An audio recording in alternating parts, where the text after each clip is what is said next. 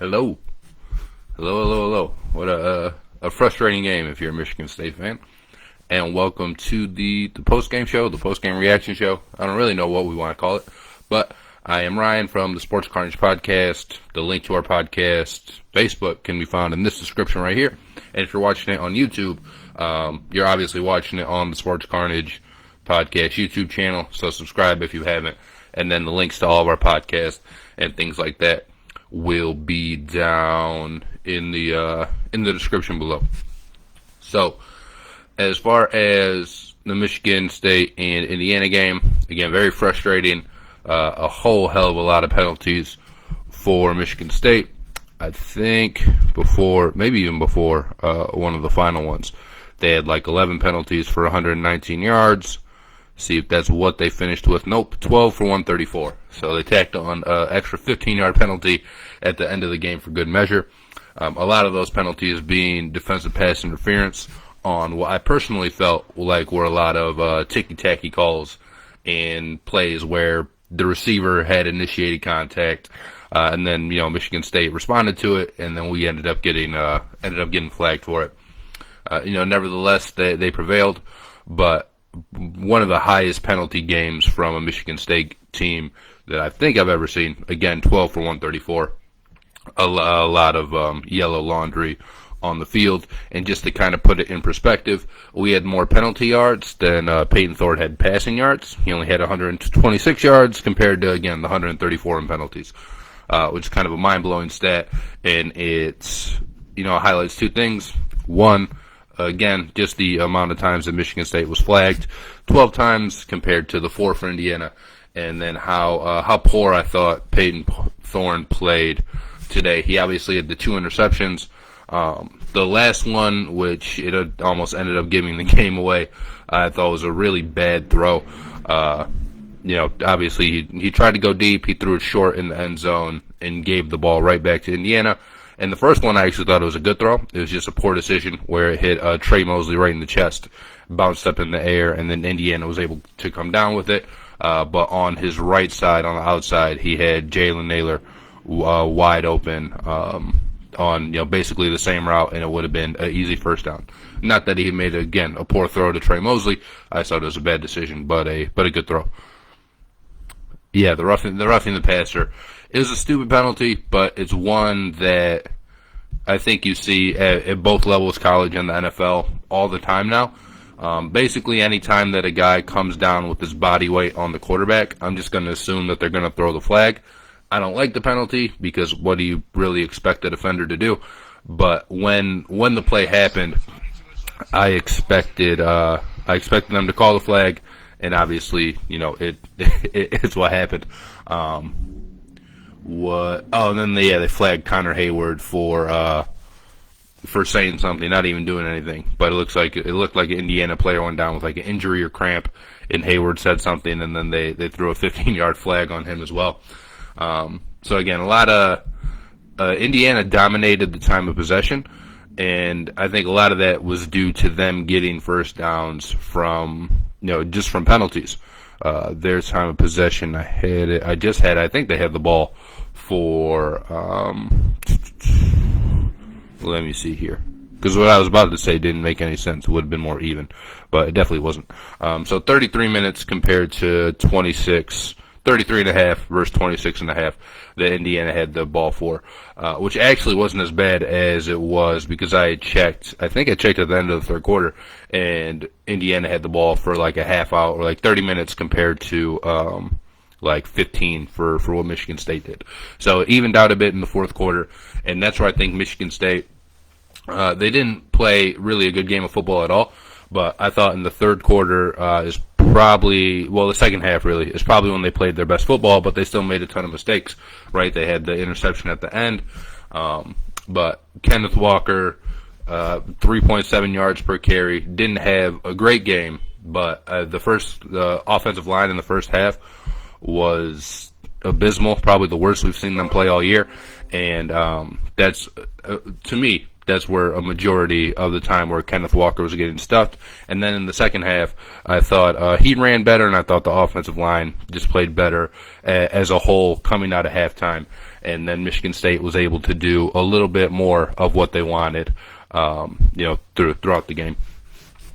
Then I thought the pass rush really came alive in the second half as well.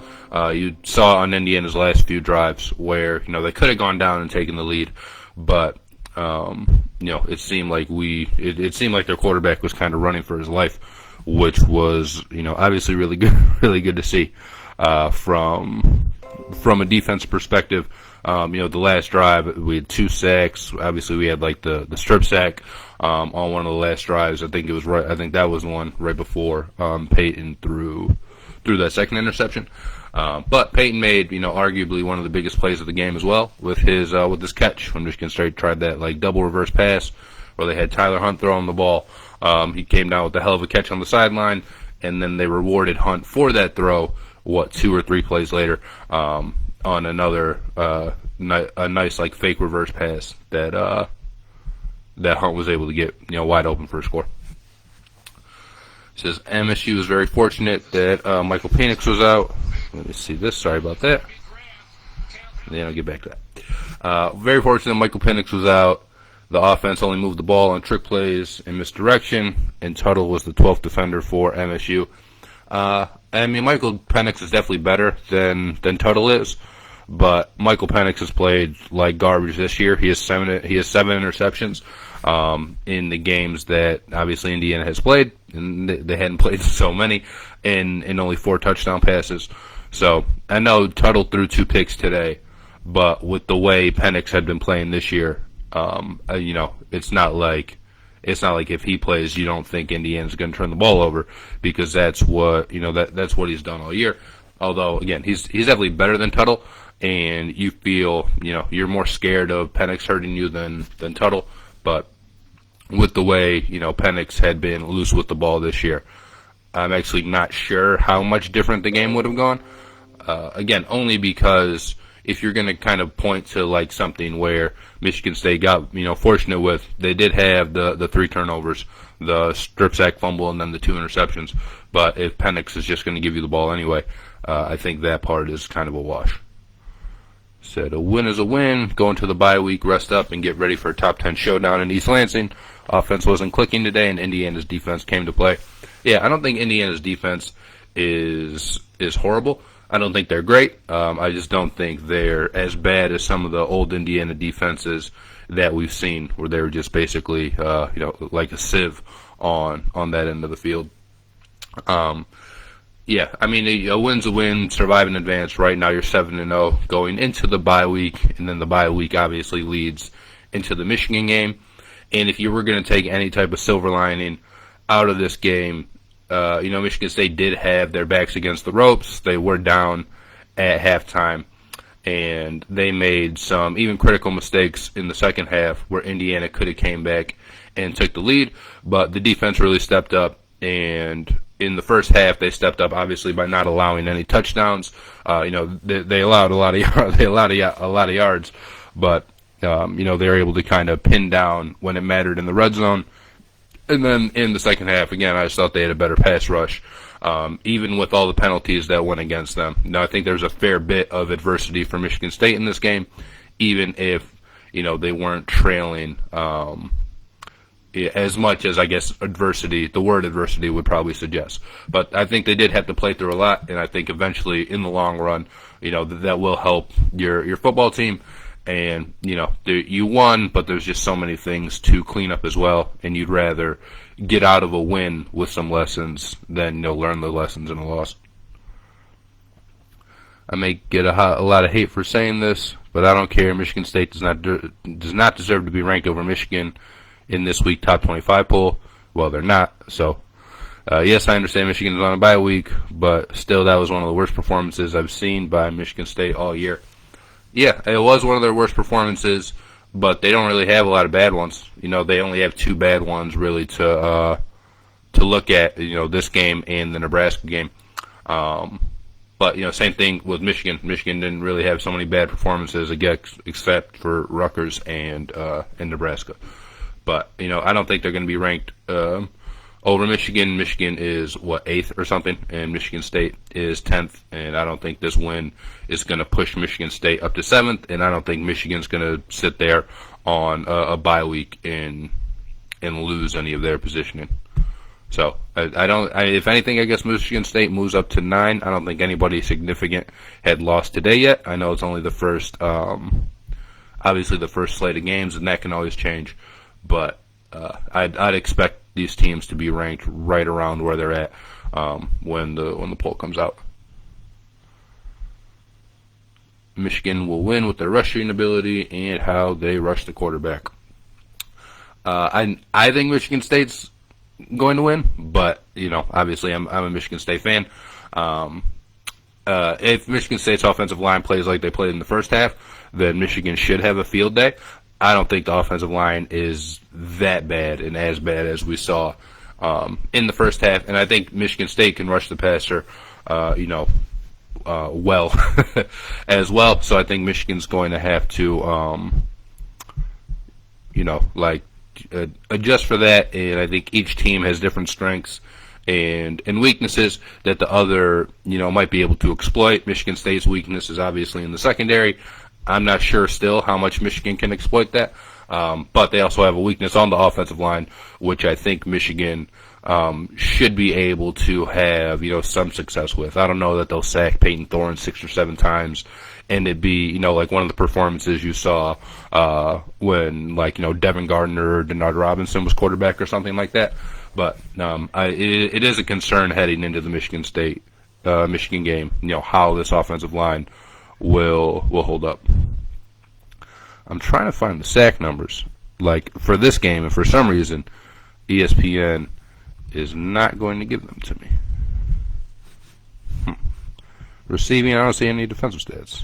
What the hell? All right. Back to the comments. Sorry about that. 7-0, all that matters. Yeah. You said 7-0, bye week, extra week of prep for Michigan, and now we are on to the Wolverines. Indiana is much better than the record, probably the best loss record. I mean, if you're going to say Indiana's the best 2-4 team in the country, I don't know that you're going to get many arguments for that. And, obviously they've lost to a lot of really good teams. They have 3 losses right now, or 4 losses with Michigan State to teams who are, currently in the top 10, losing to Ohio State, Cincinnati, losing to Cincinnati, Iowa, Penn State, and then now Michigan State. So, I don't think they're a normal 2-4 team. I also don't think that they're very good, considering this was the only one of those games that Indiana was really competitive in. The second closest, I think they lost to Cincinnati by 2 scores, by 14 points. Can I clear this here? I don't want that. Nope, don't want that either. There's a whole bunch going on with my computer that I don't understand right now. There it goes. Bye week game plan for Michigan. Walker will 200-plus yards from your mouth to God's ears. Cheers and beers from Battle Creek. Hey, there you go. I'm about to go out to dinner, so I'll probably have a beer. It'll be a delayed cheers for you, Matt. But I'll be celebrating the win.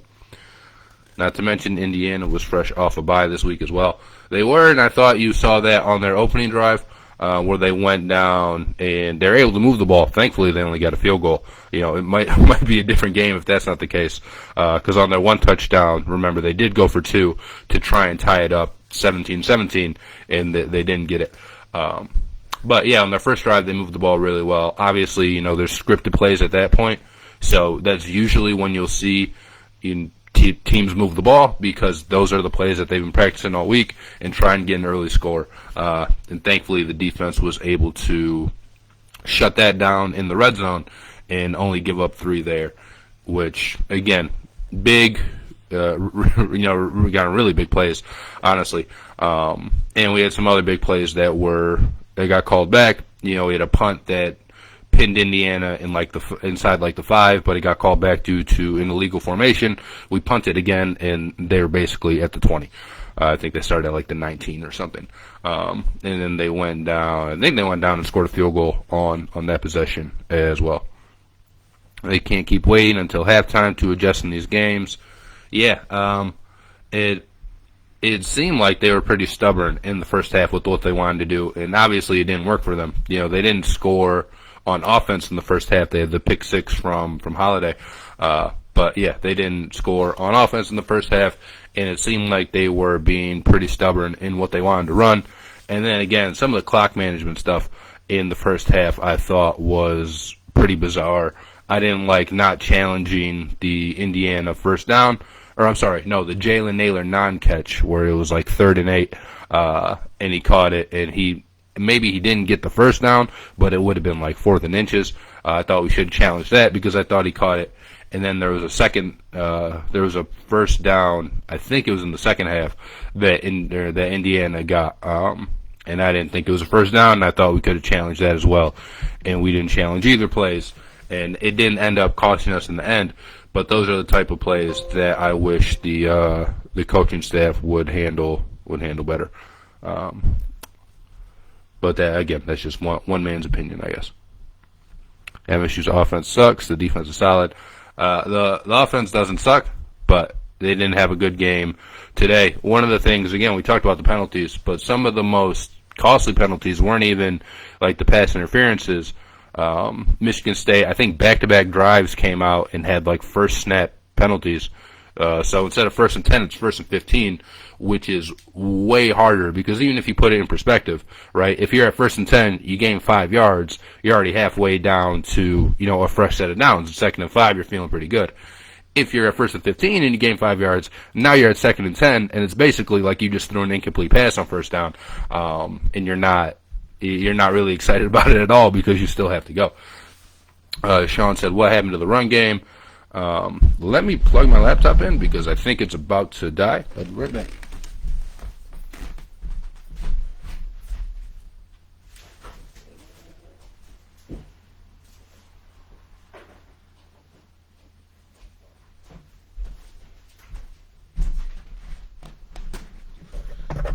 Go.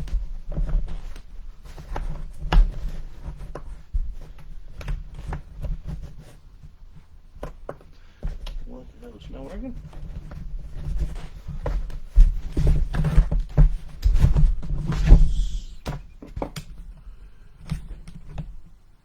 There we go.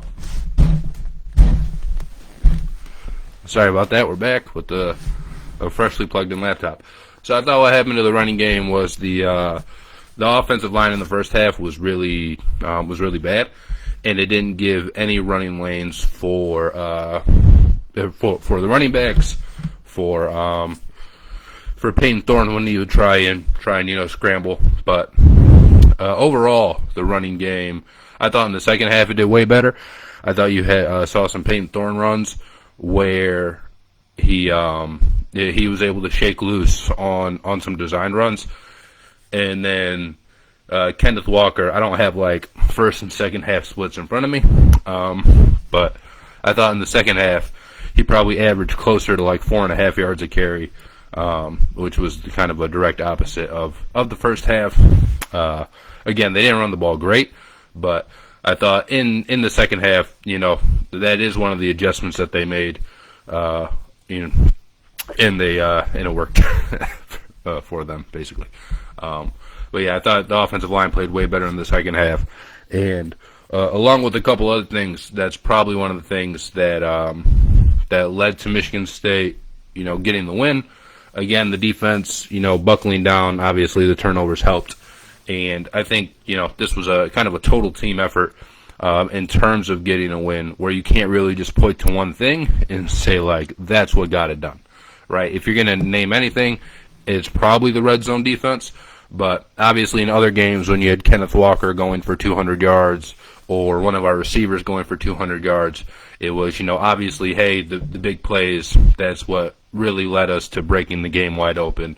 Or Kenneth Walker, we just kept feeding him, and that's how we were able to, to control the game. And in this game, I thought it was not the best team effort, but I thought it was if you're going to divide up percentage of the pie for like who's responsible for the win, I think this game was the most even, if that makes sense. It was the most of a team win out of any of the wins that I thought we had. Good luck against Michigan. Well, thank you. Appreciate it. They did 100 yards between three of them for rushing. Yeah, I mean, they still You had 35 carries, and obviously they factor in sacks. I think Thorne was only sacked. No, he was sacked twice. So he was sacked once in the first half, like an 11-yard loss, and then he got sacked again on the third down where he was just trying to keep the ball, and I assume hoping somebody was going to break free, and it didn't end up happening. But that was in like the fourth quarter. It was pretty good 50-50 between running and passing plays, which was good. Not so. I mean, so we ran again 35 times, but you have to take into account the sacks, which are really pass plays. They just don't obviously turn in. They just don't count as pass plays. But 35 rushes to 27 passes. But again, yeah, you're probably actually right. 50-50. You know, you're taking knees and stuff at the end of the game. Yeah, 50-50. You're right. I was just hating, but you're right. It's 50-50, or pretty close to it. Payton Thorne, yeah. I mean, Payton Thorne, again, 126 yards.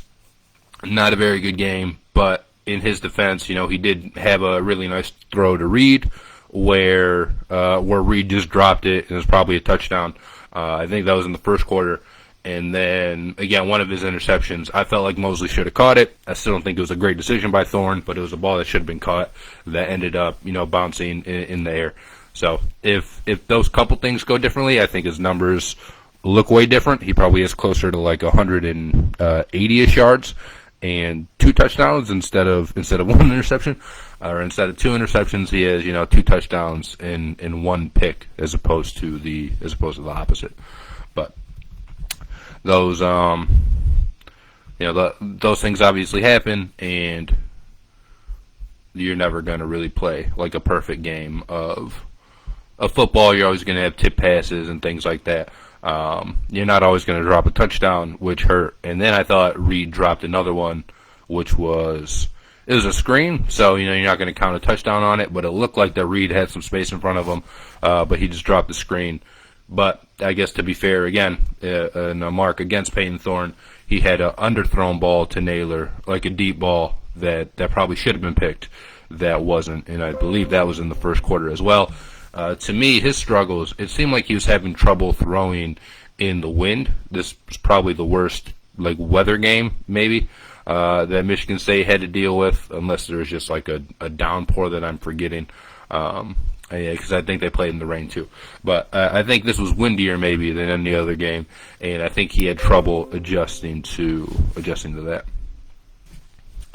Got to give Paul Bunyan something to spit in. Yeah, we got the spittoon back. Walker has to have the game of his life on the 30th. I mean, he has to play well, but I don't know that you're just going to be able to necessarily run all over Michigan, and I think that's not where their defense is vulnerable. I think they're vulnerable in the back end, just like Michigan State is, maybe to a lesser extent, but I don't think that they have great coverage people, you know, whether it's on the outsides or just their linebackers in general. But I think their front, you know, 4 especially, is pretty solid, and I think their front 7 is pretty solid in the rush game. I just don't think they're great at defending the pass. So if you're going to attack Michigan, it's probably going to be through the air, and you know you hope Kenneth Walker can have a better game than he did today. But I wouldn't expect Kenneth Walker to treat Michigan like they were Northwestern or something, and I don't even think that's necessarily the recipe for success, you know, just to run the ball 40 or 50 times and try and impose your will that way. I think we do need to have a balanced attack and probably lean more towards throwing the ball, honestly, because I think we have a better pass blocking line than we do run blocking line as well. And you know, there's ways that you can scheme around Aiden Hutchinson. Really, not that you're ever going to neutralize him, but obviously you can, you know, roll out to his way. You can send somebody else to try and chip him. You know, that would probably end up being like Connor Hayward. But there's different things that you can do to at least try and take him out of the game. Although he's such a good player that he might even, you know, he might end up getting to Thorne.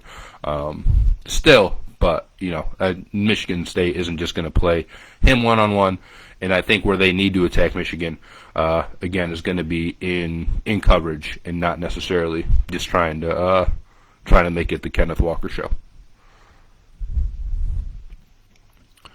MSU losing 4 this season. They look horrible. I don't know if they're going to lose 4 games. Obviously, there's 3 that are losable. But other than that, I think they play Purdue and Maryland, outside of Michigan, Penn State, and Ohio State. And I don't see them losing to either of those teams. Out of the non-Michigan, Penn State, and Ohio State games, I think Indiana was probably the most losable. But I don't see 4 losses unless you're going to count like the bowl loss, which I guess you could do, but most people don't, I feel like. But yeah, I think their max regular season loss is 3. Thorne will have 275 yards passing. If that happens, then Michigan State's probably in pretty good shape. Especially if Kenneth Walker adds 200 yards, like you just said he was going to. And I hope all of that happens. I'm obviously excited for the game. I'm still pretty optimistic about what I think the outcome will be. And Michigan State found a way to win this game. And they have, just another game of experience, and you have to get 2 weeks prep going into Michigan. And again, I think this was kind of a floor game for Michigan State, honestly, with how bad Thorne played, with how bad the offensive line played, and the offense even in the first half. Like, we thought the second half offense against Nebraska was bad, and it was. But again, Michigan State didn't score a point in this first half on offense. Again, they scored, but it was the pick 6 from Cal Holiday.